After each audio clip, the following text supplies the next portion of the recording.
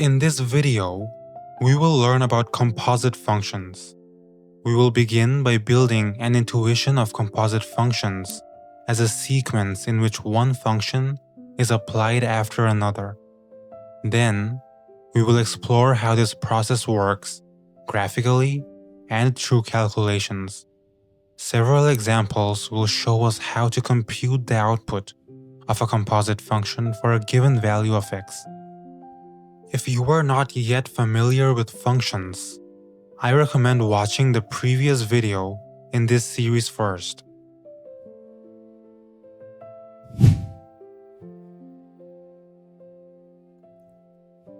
The first function we will work with is a linear function with a slope of 3 and a y-intercept of -7, shown here on the graph. However, we can break this function into two simpler steps. The first step is to multiply the input by 3. We will call this function g. This gives us another line, shown in orange, which passes through the origin. After finding g, we subtract 7 from its output to obtain f. Rather than writing the second step in terms of g, we will express it as a separate function of x and call it h. This produces another line, now shown in green. Suppose the input value is x equals 2.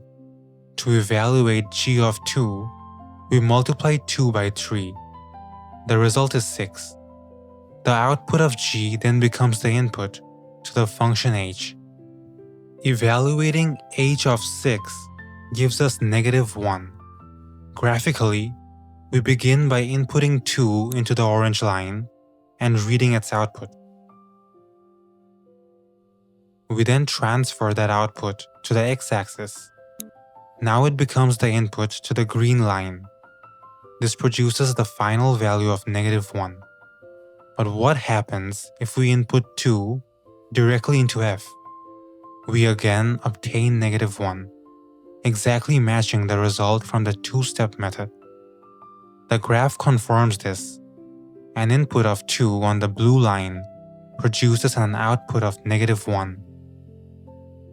To summarize, we first put x into g and then feed the result into h.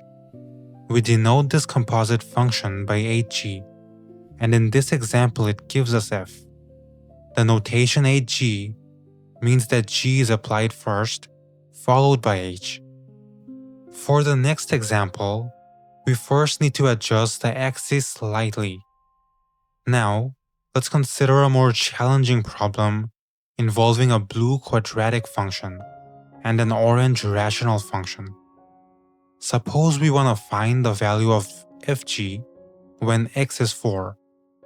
We begin by substituting 4 into g, which gives us 11 by 2. The orange rational function is shown here, and the graph confirms that an input of 4 produces an output of 11 by 2. Next, we use the result from g as the input to the blue function f. Evaluating f at this value gives us 5 by 4. On the graph, we can see the blue quadratic and watch the orange output move across to become the blue input, ultimately producing a blue output of 5 by 4. Therefore, the final answer is 5 by 4. Now we will work with a blue linear function and an orange quadratic function. To visualize them, we adjust the axes and sketch both graphs. Our task is to find an expression for fg in terms of x. In the previous example, x was given as 4.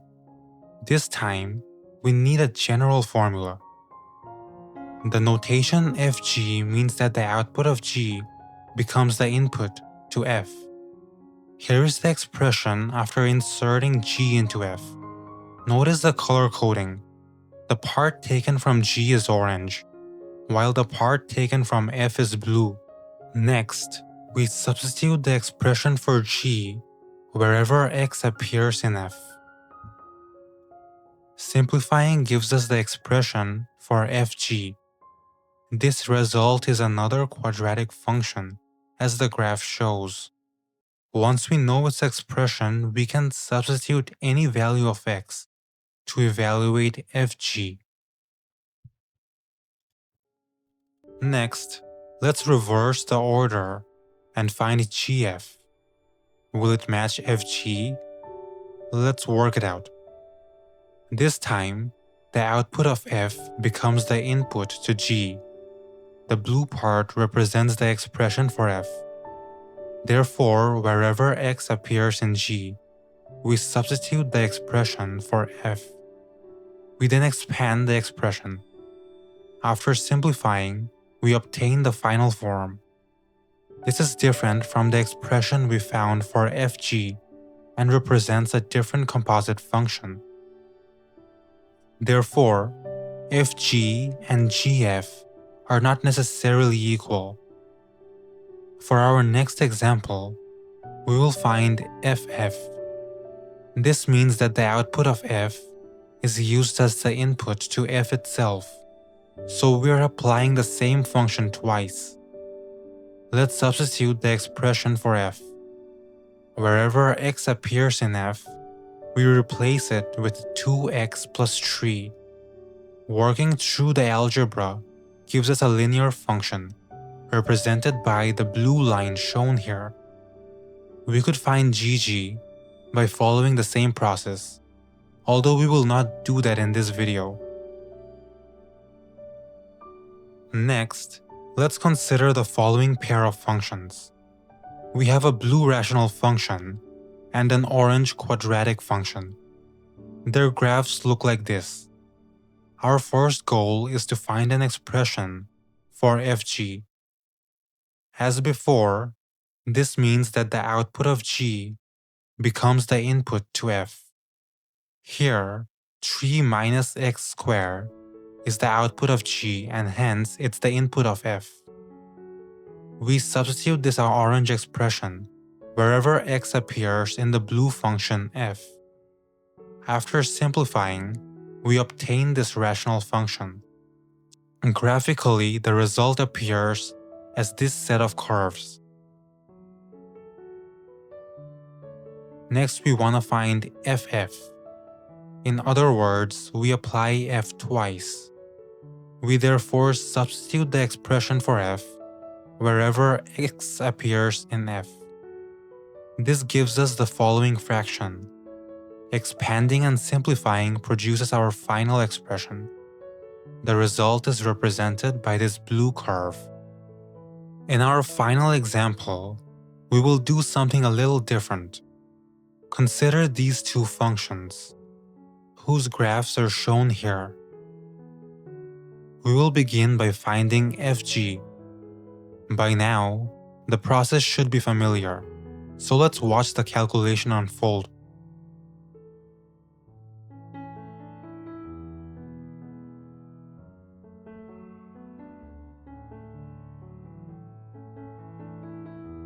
This gives us the final expression for fg.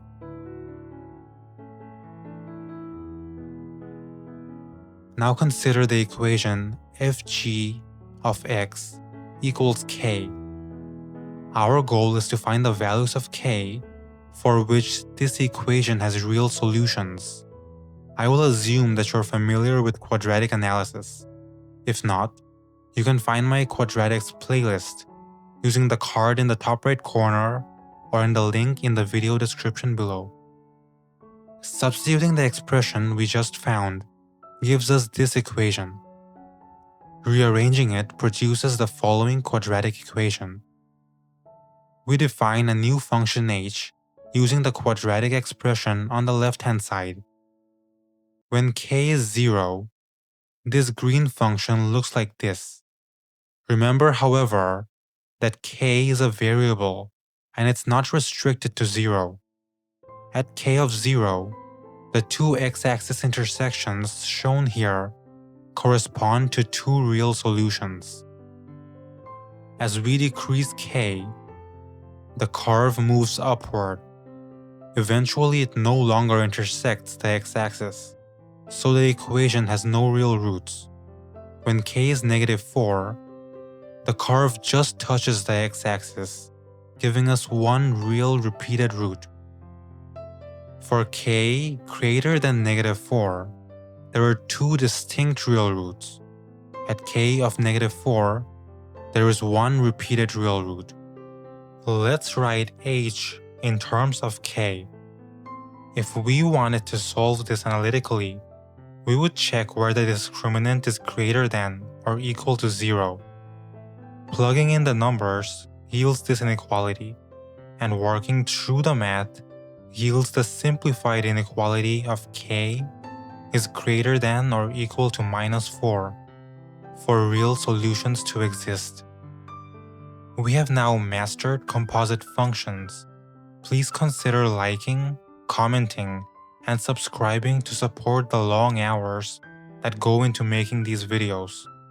In the next video, we will learn about inverse functions, which should be on your screen right now, so make sure to watch that next.